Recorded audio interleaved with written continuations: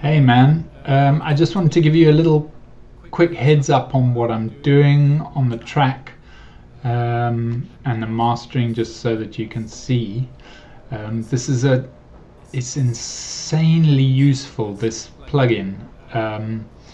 So what I did was I found your reference track, and I'm not using that as like a total, a cut and paste job, but what this software does is it listens to that track and it breaks it down.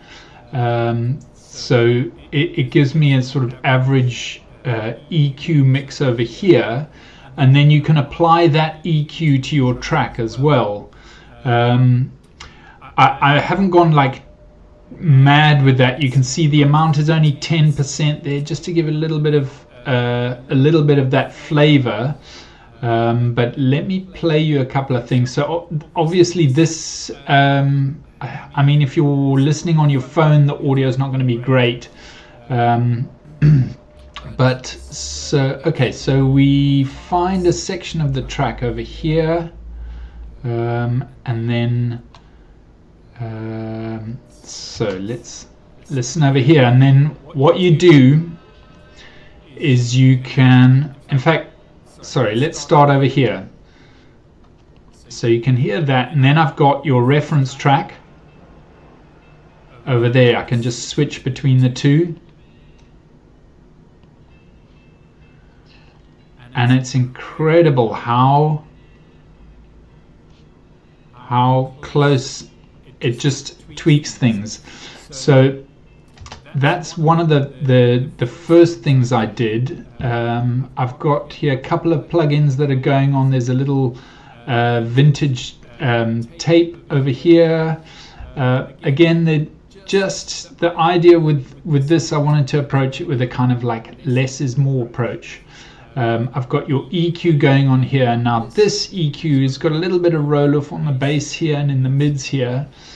There's another plugin here that's working called Tonal Balance, and what this does is it looks at the balance of the EQs, and it looks at the reference track as well that we've used here. So I've got custom preset there. That's that Frankel track that you sent, or that I downloaded, and it looks at that track and it tells you what the frequency range is going on in that track are. That gives you a good idea for that sort of genre as well. So it'll tell you if you play here, within these ranges here are where you want to be. So this is a little bit, it's within the range, it's a little bit high over there.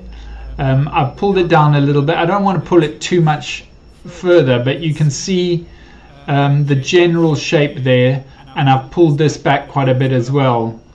I'm just going to stop that there. So it's amazing, this tool. What it does is it gives you a better idea of the listening environment that you're in. Like every small room like this is not going to be ideal for listening. I'm not in a mastering studio. It'll tell you where you should be hearing frequencies, and how to sort of adjust them so that line sits vaguely in those, and you can get a much clearer perspective from over here. So you can see that line is pretty much in there, which is a good thing.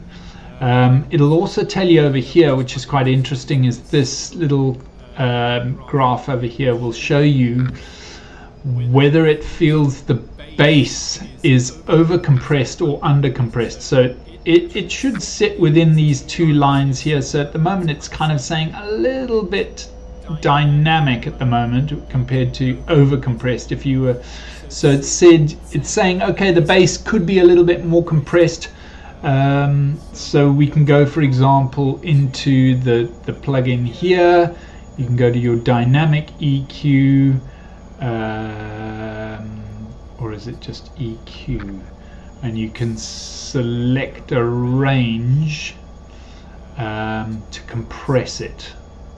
Probably be on digital for that, but I'm not going to do that for now, just to give you an idea that the power of this thing. If you're using this in a mix situation as well, you can go, it'll tell you, hey, you're going for this kind of feel on the track, and here's a professionally produced track, and this is how compressed the bass is on this, and you can apply it, because you can go back.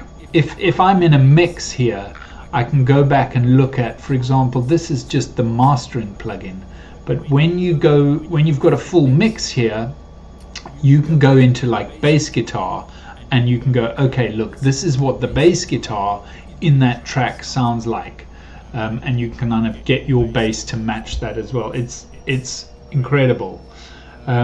So just to go back to the mastering here, match EQ we've gone through, the equalizer we've gone through, stabilizer, just I've actually turned this off because again, less is more, but that would just even out the verses and the chorus, but I think we were having a problem with that anyway, so I didn't want to put more of that on. Impact, I think is kind of along the lines of a widener. I've got a little bit of a widener going on here, but again, like, less is more. I can even bring that down a little bit, especially with images, because they can kind of tire your ears out a little bit too much, but they do some great things. Dynamic EQ follows the track as it goes along, so you can see this graph over here. It's working as the track is going, which is awesome. And then we've got two limiters essentially going on here. Your peak is just under 0, so we don't get any clipping, and then right at the end there you've got a vintage limiter, again with a very low peak, just if you're not getting the just enough volume. When you put it all together, you get that, and I'll bypass it so you can hear. So that's the original track. I hope the audio is coming through. And then